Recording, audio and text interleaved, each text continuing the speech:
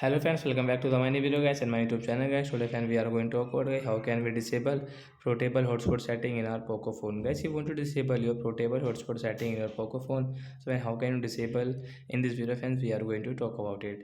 So now let's see guys, how can we disable portable hotspot setting guys. First of all guys, open your phone setting. After on phone setting guys, you can see this type of setting pans, and guys you can see your portable hotspot setting guys. Tap here.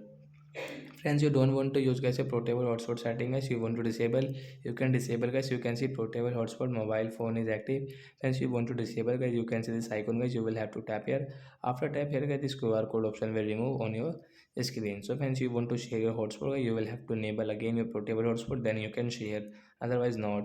So I hope friends you have understood how to disable portable hotspot in our Poco mobile. So that's it guys, thanks for watching the video guys.